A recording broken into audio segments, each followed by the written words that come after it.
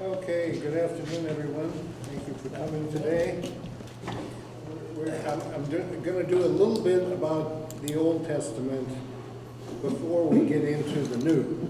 Last week, as you might remember, we talked about the structure of the Old Testament, how it's divided up into Torah, prophets, and writings, and what each of those mean.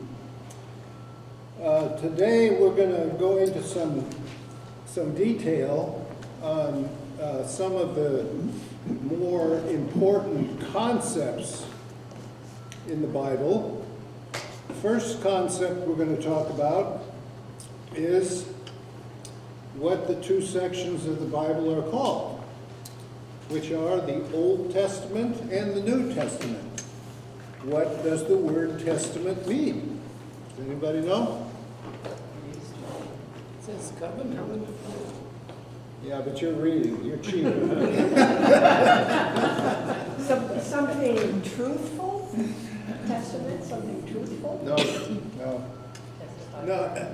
A testament is an English word for an old, ancient, diplomatic concept, which is covenant, okay?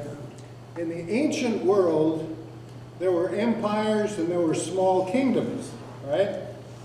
Just like around Israel itself. If you think back to around the year 600 BC, you've got the kingdom of Judah to the south, which is even smaller than the modern state of Israel today is. That's how small it was. Then you had the kingdom of Israel to the north. That consisted of Samaria and Galilee. Then you had the kingdom of Ammon. You had the kingdom of Moab.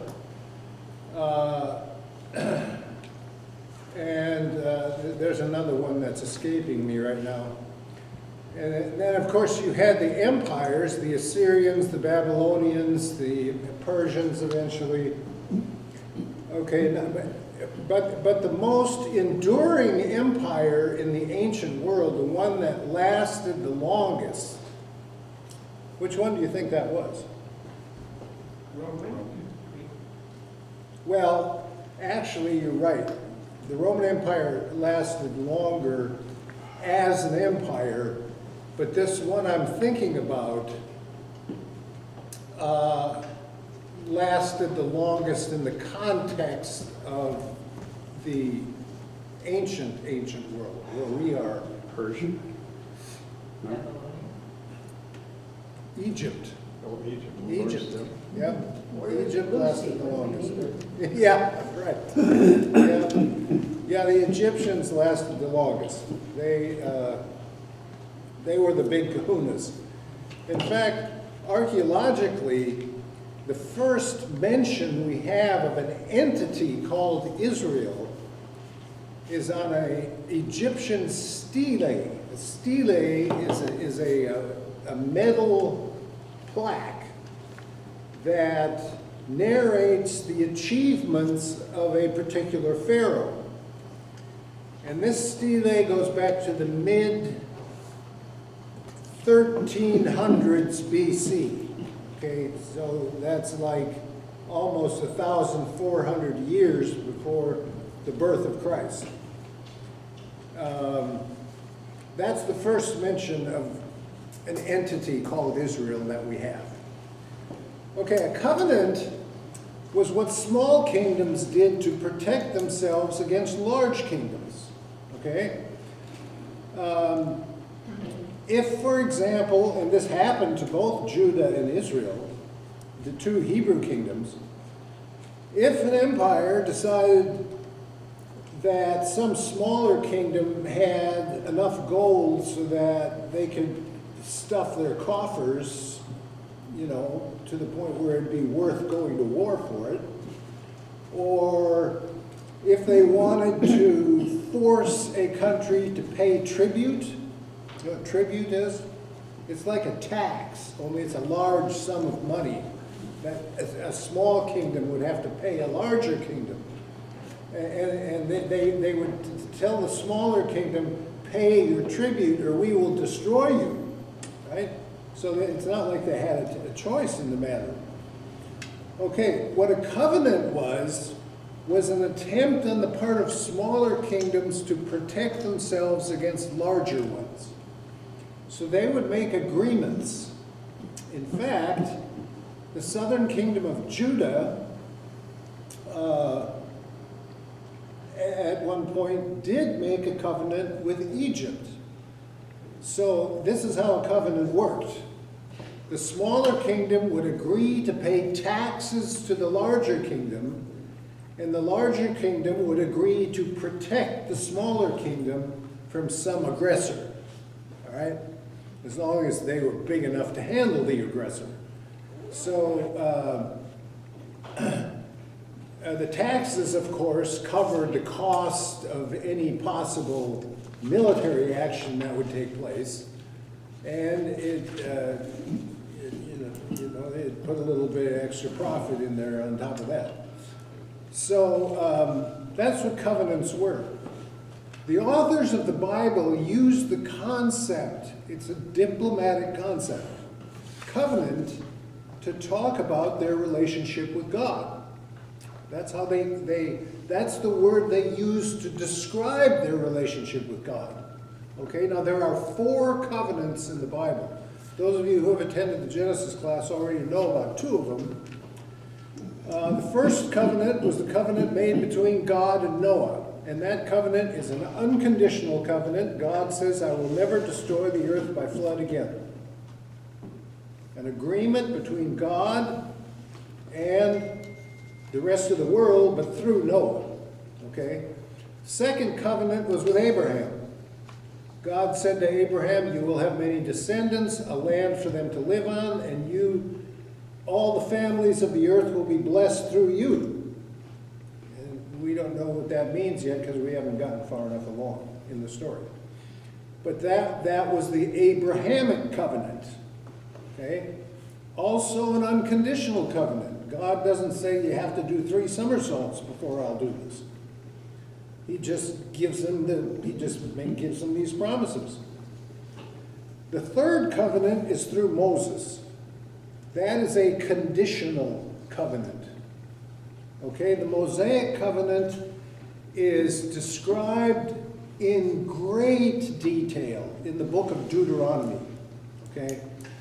The Mosaic covenant was the covenant God made with Moses on top of Mount Sinai when they were on their way to the Promised Land. God instructed Moses to climb to the top of Mount Sinai. There was a cloud up there so nobody could see what was going on. And Moses, when he came down the mountain, what was he carrying? Tablets. Yes, and what was on the tablets? 10 Commandments, right. But the covenant that God made with Moses was more than the 10 Commandments. It was all the laws and ordinances.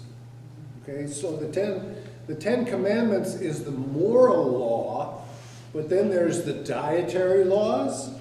There's laws relating to fabric and what you can wear, and laws pertaining to things like observing the Sabbath. Okay, there's lots of different laws. The 10 Commandments are just the moral laws, all right? So that is a conditional covenant because now the book of Deuteronomy is portrayed to be a sermon that Moses gave to the Israelites when they were about to enter the Promised Land, okay? They're about to go in. God tells Moses he can't enter the Promised Land. Does anybody remember why Moses can't enter the Promised Land? Because he took credit for the water when they struck the rock. Yeah, he struck the rock, the water. He disobeyed God, basically, is what it was. And so he was not allowed to go in, but he gave this long sermon. That's what the book of Deuteronomy purports to be. But if in fact Moses gave that sermon, then he also narrated his own death. In other words, it says at the end of the book of Deuteronomy, and then Moses died. I don't think he wrote that part. All right. Okay, so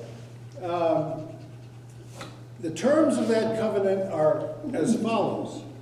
God says, if you obey all of my statutes, covenants, ordinances, laws, rules, all of it, if you walk in the way that I have showed you through these ordinances and laws and rules and commandments, if you stay faithful, and of course, the most important law of all is which one?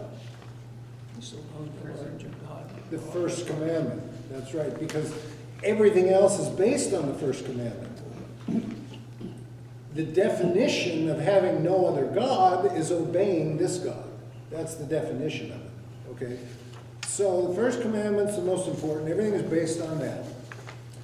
So God says to the people through Moses, if you obey all these covenants, or the laws and commandments I'm giving you this day, then I will protect you from your enemies, and you will prosper in the land where you're going. Okay? So it's a conditional covenant, because God also adds, if you depart from this covenant, if you depart from my rules and my commandments and my laws, and you follow other gods, then I will give you up to your enemies. All right? That's why when the people were defeated, the northern kingdom by Assyria, the southern kingdom by Babylonia,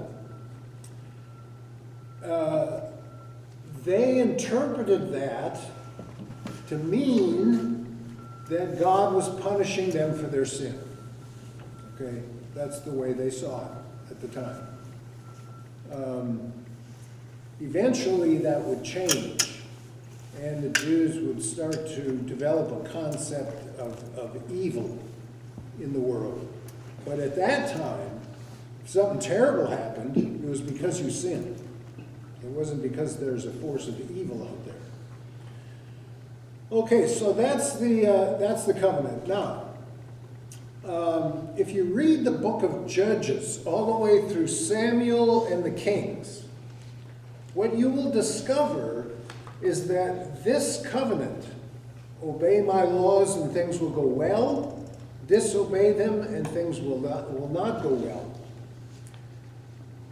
When the author of Israel's history wrote those books, Judges through the Kings, that was the interpretive key that he used to tell Israel's story. Okay, so if you read through, for example, the books of the Kings, the author will often start out by saying, and then so-and-so died, then his son so-and-so ascended to the throne, but he did what was evil in the sight of the Lord, and then a list of disasters follows. Or the author will say, so-and-so died, his son so-and-so ascended to the throne, he did what was righteous in the sight of the Lord, and everything goes hunky-dory. Okay?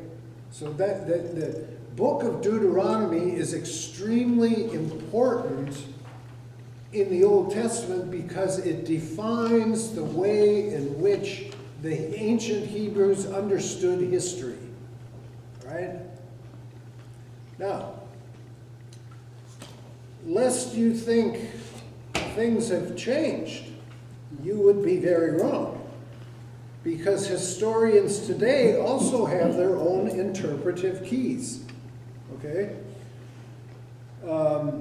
If you read a historian whose philosophical outlook is based on Enlightenment philosophy, he's going to tell the story of history much differently than if you read an historian whose interpretive or philosophical orientation is what we call postmodern.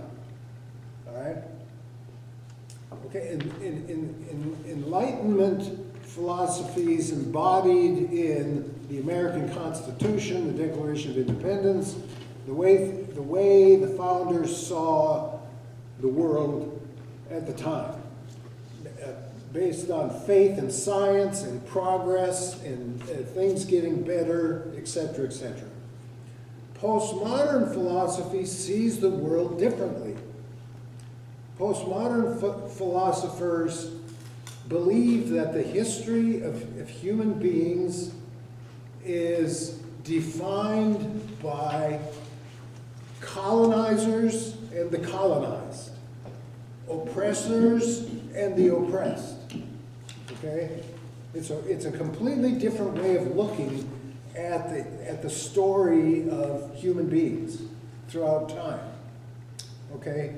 So, why are there so many people out there who are marching in support of the Palestinians? And I'm not giving you an opinion one way or the other here. I'm just want to give you an example of how postmodernism looks at things. Why do you think all the universities in this country have so many students marching on behalf of the Palestinians after what happened on October 7th? They're oppressed people. They see Israel as a colonizer and the Palestinians as the colonized. In other words, Israel took their land away from them. So Israel is the oppressor, the Palestinians are the oppressed. That's the way they see it, because that's the interpretive key of understanding how human history works. All right? Give you another just small example. Why do they take that interpretation? Because of their It is the most fashionable intellectual theory out there today. It comes from the academy. That's where it comes from. Okay. Here's a small little but clear example. When I was growing up, we always used to observe Columbus Day, right? Do we do that anymore? No. What do we call it today? Native. Indigenous Peoples' Day, right? But what? Indigenous people. Oh, yes, yes. Why? Because Columbus was a colonizer, and the indigenous people suffered as a result. See? Okay, that's just a little example. But, okay, so in terms of the Bible, the interpretive key of the people who wrote the story of Israel, as we have it in the Old Testament, the interpretive key was that sermon Moses gave in the book of Deuteronomy. Obey God and things will go well. Disobey God and things will not go well. They will go terrible for you. Okay? So as you read, if you ever decide to read the books of the Kings, you'll notice that very clearly. Okay, for that reason, we call that section of the Old Testament the Deuteronomistic history. The Deuteronomistic history. Because it is based on the book of Deuteronomy. As the book of Deuteronomy has it, that's how the story is told. Okay? Now, the other thing I wanted to mention before we get to the New Testament is how people in the Old Testament identified God. First of all, Hebrews, the names Hebrews gave their children had a specific meaning, okay? Because of circumstances, they would name their child this or that or whatever it might be. Okay, so for example, what did Sarah do when God told her she would have a son? What did she do? She laughed, okay? What did she name her son? Isaac. It means laughter in Hebrew. Okay, so that's why. All right, how about Jacob? What kind of guy was Jacob? Trickster. He was a trickster. That's what the name means. Trickster. How did they know that when he was a baby? I don't know. There must have been some intuitive knowledge there. But Jacob's name changed. What did it change to? Israel. Yes, and what does that mean? One who wrestles with God. One who wrestles with God. Okay? He's given that name, remember? He's about to come back to the promised land where his brother Esau lives, and he gets in a wrestling match with some stranger. He doesn't know who it is. And they wrestle all night. And finally the stranger says, "The sun is coming up, I have to leave." And Jacob says, "I won't let you go until you bless me." And the stranger says, "From now on, your name will no longer be Jacob, it will be Israel, because you have wrestled with God." Okay. Okay. Now, why is that important? Well, for two reasons. First of all, how do the Hebrews identify God? If a name has a definition to it, whether it be laughter or trickster or one who wrestles with God or Daniel, for example, my name means judge. Okay, what possible name could you give the eternal, omniscient God that would define who God is? You can't, can you? Okay, so when Moses says to God, "Tell me your name," the answer, I put it on the second page there, but I only put the consonants in there because that's the way it is written in Hebrew. All right? YHWH is the way it's written in Hebrew. You have to guess what the consonants are. Most people think the consonants are, or the vowels, I'm sorry. You only see the vowels, or you only see the consonants. The vowels you have to guess at. Most people believe the word would have been pronounced Yahweh, because Yahweh means one of two things: I am who I am, or I will be who I will be. Okay, now how does that apply to how the Hebrews understood God at the time? When they talked about God, or when God identified himself, how would he do that? How would God identify the divine being? How would God, or how would other people refer to the God who the Hebrews worship? History? They did, okay, history has a lot to do with it. They did it, they defined God by what God did. Okay? So the first definition of God was, I am the God. Remember when Moses encounters God? He says, I am the God of who? Abraham, Isaac, and Jacob. Okay? Why? Because that's who God gave the promise to originally. Okay, so God is known first as the God of Abraham, Isaac, and Jacob. Now, after God leads the people out of slavery in Egypt, how is God known?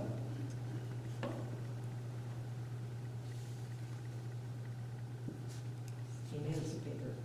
Yeah. I am the God who led you out of slavery in Egypt. Okay? I'm the one who liberated you. Okay? So God is known as the God who liberated the Hebrew people. That's how he's defined. And then he's defined as the God who leads them through the wilderness to the promised land. I am the God who led you through this wilderness. I took care of your needs. I provided water. I provided food. I did all these things for you, even though you complained every step of the way. So that's how they defined who God is. God is the one who first revealed himself to Abraham, Isaac, and Jacob, then the God who freed his people from slavery in Egypt, then the God who led the people through the desert to the promised land. Okay?